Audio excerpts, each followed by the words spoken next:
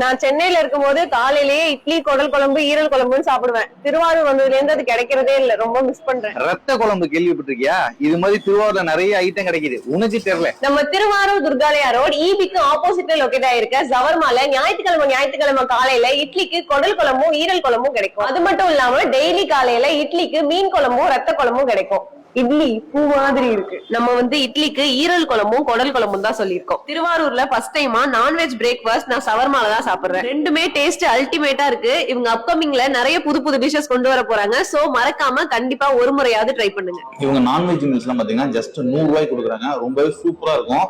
இன்னொன்னு இந்த பாறை மீன் மட்டும் தான் இவங்க யூஸ் பண்றாங்க. ட்ரை பண்ணி பாருங்க. மீன் குழம்புல கொஞ்சம் புரட்டி சாப்பிட எச்சிலு ஊறுது உள்ளுக்குள்ள. இந்த போறப்பு தான் நல்லா ருசிச்சு சாப்பிட கிடைச்சது.